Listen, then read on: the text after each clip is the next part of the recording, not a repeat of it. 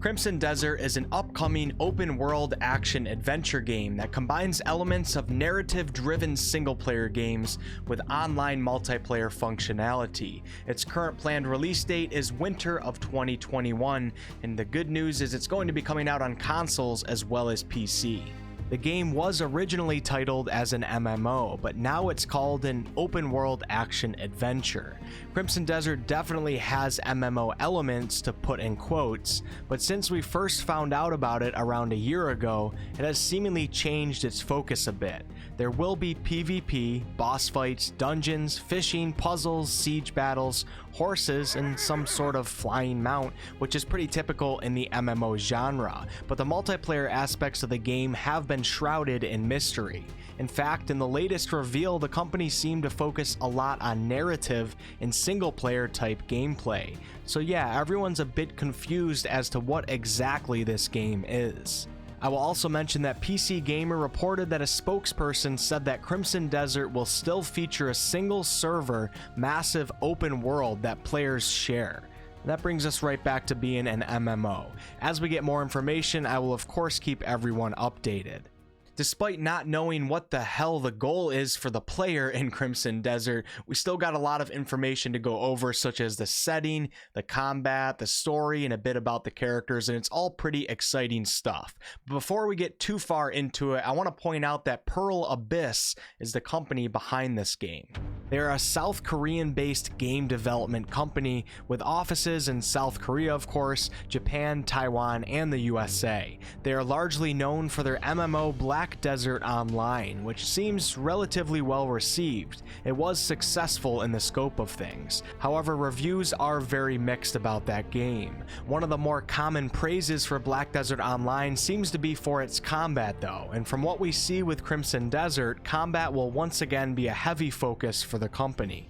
While still on the topic of the company, let's talk about some of their goals for Crimson Desert that they have shared with us. Pearl Abyss says that they want to make something cool and sophisticated.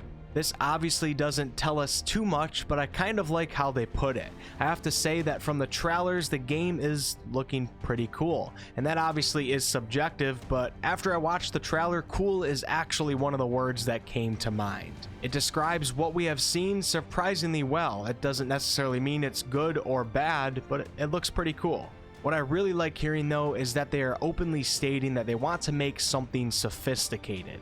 This can turn some people away from a game and pull others in, like myself. A sophisticated game, if done right, can lead to great longevity and a truly immersive experience, especially in the more RPG MMO type genres. It seems like Crimson Desert might linger on the hardcore side a bit for some things, and require players to actually have to put some effort into the art of learning and practice. As our world progresses, it seems like we as a species are headed away from having to use any real effort to get things done now, which in turn takes away that feeling of accomplishment and even purpose that I feel is very important for us humans to experience. Unfortunately, many modern day games tend to lack some of this, so I like to praise games that openly embrace challenge. I'm hoping that Crimson Desert looks at us players as moderately intelligent, which will lead to many satisfying activities in the game that can bring about that true sense of accomplishment. With that said, I get the feeling that there will be a mix of many different things that you can focus on in the game, for Pearl Abyss has stated that they want to offer players the chance to experience the game in their own way, whatever that means. Executive producer Dal Kim used these 3 lines to describe what he thinks is most important for his game: exploring the world, free-for-all combat, and solving mysteries. Cool, so what exactly is this game?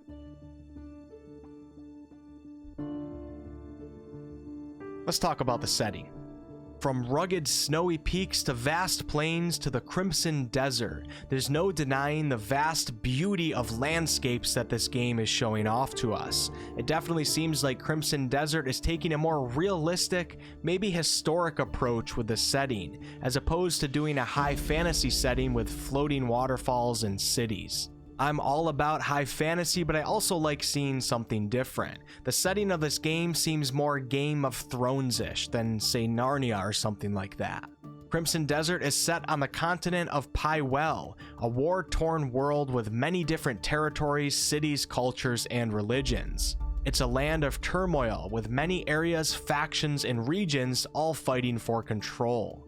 As players progress through the game, events will unfold that will shape the destinies of all involved. The setting is very interesting and it looks extremely large. You get a sense of beauty, but also a sense of isolation. It doesn't seem like you will be in the desert and then magically fall down a hole into a magic mushroom kingdom with a bunch of fairies running around. It more so seems like when you're in the desert, you'll know that you're in the desert and might experience the feelings and emotions that being in a desert might create for a traveler. I like this a lot, and even though the lands seem to be empty in many parts in terms of human activity, I think this adds to the vastness of being out in the wilds, and when you as a player do actually come across a town or monsters, these encounters will have a lot of meaning to them.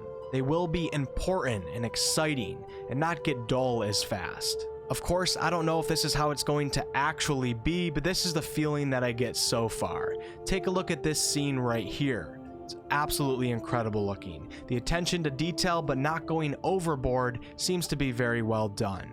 The lands that we will be adventuring across will contain a diverse mix of human and non-human races coexisting. So there will be non-human races running around, and obviously many of the monsters are fantasy based, but like I said, it seems like this game is more grounded than many other fantasy games. So basically we have a fantasy setting but not really a high fantasy.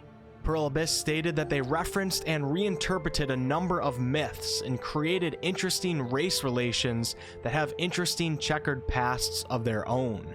I wish that they mentioned some of these myths, but they didn't, so we have nothing to look into. Alright, on to many people's favorite topic, the combat.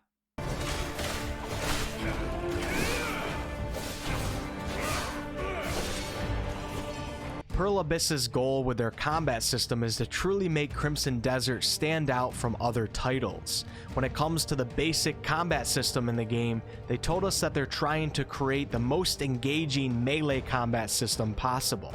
From watching the gameplay, it definitely gives off a bit of a unique feel. We were told that there will be more of an emphasis on smaller scale duels in the game instead of fighting larger packs of monsters. I think this is good news because it probably will provide more challenging immersive combat versus AoE hack and slash on large groups. Pearl Abyss says that they want to make the AI as human as possible. An example will be that there's a chance that a monster might drop its weapon due to a normal player attack or a special skill. If this does happen, a monster might charge the player then and fight barehanded to defend itself, or it might run back and pick up a dropped weapon even if that weapon is not their main weapon. The combat looks pretty intense, and I look forward to seeing some examples of the AI as we get more gameplay. Obviously, weapon play is where it's at, but there's also a lot of emphasis on martial arts and even wrestling type maneuvers. This should offer some interesting encounters. Players can coordinate attacks against monsters through different combinations of attacks by teaming up with other mercenaries in their group, which apparently can also be players or NPCs.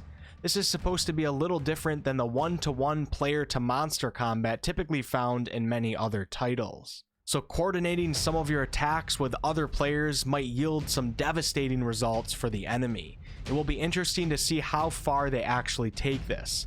From the information I have gathered, the siege battles will be multiplayer combat experiences, but once again, we haven't gotten much information specifically on multiplayer. We also know that some of your skills will be acquired by exploring the world and doing quests, such as maybe doing a siege to acquire a certain combat skill. So it's not just level based. And the last thing that we're going to talk about, well, the last main thing that we're going to talk about in this video is going to be the story and the characters. So the fixed protagonist is going to be a guy named Macduff.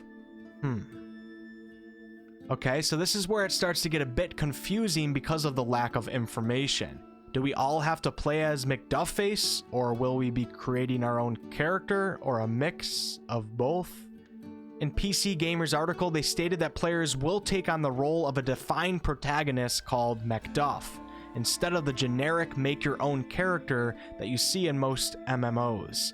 Well, yeah, that is kind of generic, but I think most people like making their own character in an MMO, but this will be interesting. How does this even work though in a multiplayer MMO type of environment?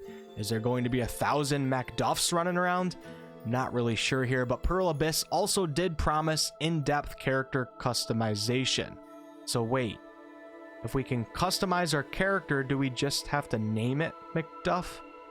Really confused, but either way, this Macduff guy will be what the story in Crimson Desert revolves around, as well as the members in his group, at least the single-player campaign if there actually is one. Macduff hails from the lands known as Quaiden, and his heritage is a major source of conflict in the game. He will have to overcome several hardships affecting him and his mercenaries as the story progresses. Macduff's mercenaries also have stories of their own. We were told that one might be an ex-runaway slave, one's a mother who parted with her children, and a non-human who lost his mother was also mentioned. Macduff's story will progress alongside the stories of these other unique characters, and it seems like we're going to be fighting to reclaim some land. In terms of what's going on in the general world, here's a quote from their website. The king of Demonis, unifier of lands, lies in a coma. In the ensuing power vacuum, those who have suffered under his iron rule now seek to exploit his weakness. Some who have felt the oppression of his conquests seek only independence, but others dream of gaining their absolutist rule. So make of that what you will, and that's about all we got for the story. Like I said, we're lacking a lot of information here, and hopefully after the next Crimson Desert update, we'll at least have an idea as to how the single-player campaign overlaps with multiplayer, or if they don't overlap at all. I'm not really sure. Someone else on YouTube mentioned that they thought there might be a single-player campaign, and then once you complete that, it unlocks the MMO multiplayer world. None of us really know. Alright, a couple more interesting things and then I'll end the video. In the trailer, we were told that there is only a third of everything that they wanted to show us, so expect a lot more footage as time goes on. I want to mention once again that there will be puzzles present in the game, so expect to use your brain a bit. We got to see some short gameplay clips of some of these puzzles, and I hope they prove to be challenging. The bosses and the creatures that we got to see looked quite interesting and diverse, from your basic bears and wolves to lightning-wielding monsters and ravenous Yeti deer-looking things, and the dragon that we got to see Macduff riding on is said to have a very interesting story behind it. Perhaps the most unusual but interesting thing we saw was something called a time dungeon. This place is unlike any other place you'll find in the game, and time will be distorted as soon as you enter. Apparently, time dungeons will contain really important events, something definitely to keep an eye on. I think it's going to play a pretty important role in the overall game. And that will be it for today's video. If you guys ended up enjoying this video, please like, comment, and subscribe. I really appreciate it. It's a huge help to my videos. I do all sorts of content on this channel, ranging from live streams to game reviews to game tutorials to lore videos to class guides and much more. I'd love to have some of you guys back for a future video. Until next time.